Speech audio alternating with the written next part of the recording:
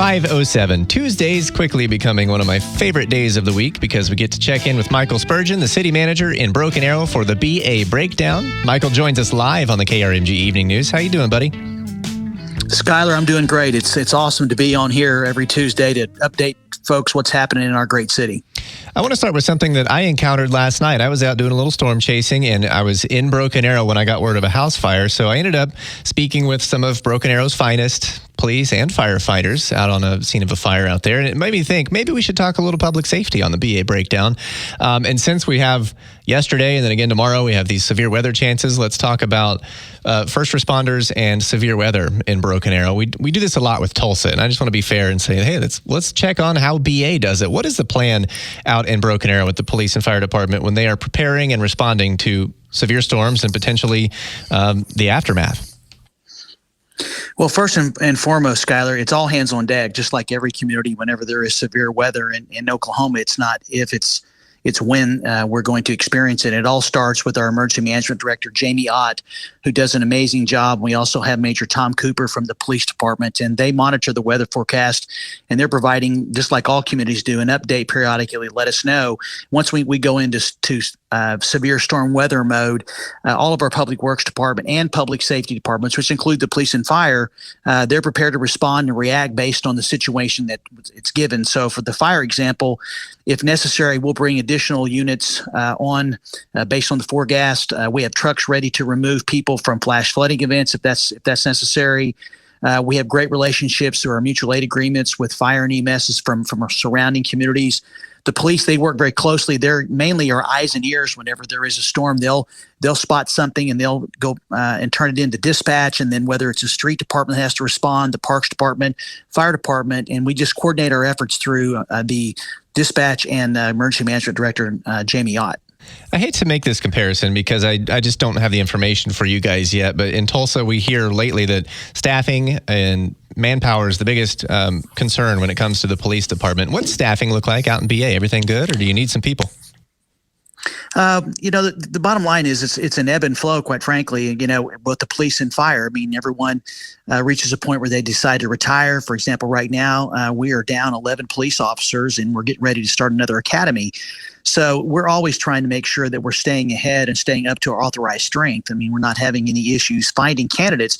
That process just takes a while when you do all the screening of the candidates from the recruitment and then going through all the testing for the pension system and then going through the rigorous examinations to make sure we're picking the best and the brightest that are going to lead our police department or fire department respectively. The process does take some time, but I think that's important that you pick the very best because and the reality is these folks that go to work for the police and fire, for example, they're going to be here for more than likely 25 years.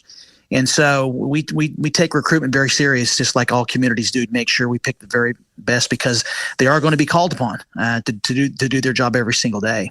But we're not having any problems to answer your question. Okay, sounds great. We're talking with Michael Spurgeon, the BA City Manager on the BA Breakdown. We do this every Tuesday just after 5 o'clock. And Michael, I want to make sure the listeners remember that they can be part of the conversation. We actually did get an open mic a little bit ago.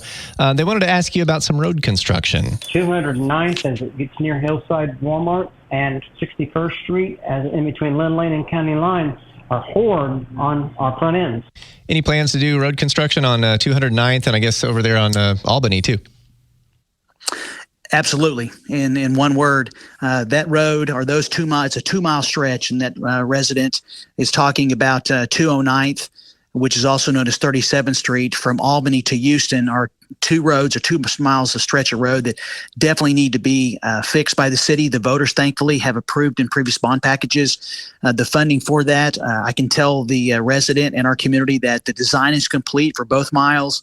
The utilities are currently being relocated. ONG is finishing up right now the relocation out of the right-of-way, the gas line. And from what I'm told, they're out of the way for the South Mile, which would be from Houston to Kenosha. And if we get all the utilities taken care of, I believe the South Mile we're going to go out to bid for that South Mile by the end of this year. And then the North Mile, which would be from Kenosha to Albany, should follow shortly thereafter. So we understand that those two roads that are a total of 2 miles need to be taken care of. And I think there's going to start to see some improvements later this year or early next year. Sounds great. I love when there's an answer to something like that. They can think, all right, there's a light at the end of the tunnel or at the end of the bumpy road, if you will. 5:12 now. Absolutely. One more thing for you, Michael. I wanted to talk. This is really fun. I know it's someone else's project, but the city, I believe, will be talking about this later today. The inflatable water park that's proposed out there at the Boy Scout camp. What do you know about that? I know a little bit about it. I met with the individual, Stephen Hager. He came to see me several months ago about this private venture that he wanted to bring to Broken Arrow. And the first thing it does is, number one, it is a private venture, which shows that Stephen and his team believe that Broken Arrow is a great investment. And so it's going to be exciting. It's going to be a splash aquatic park. The council is going to vote this evening on what they call a specific use permit.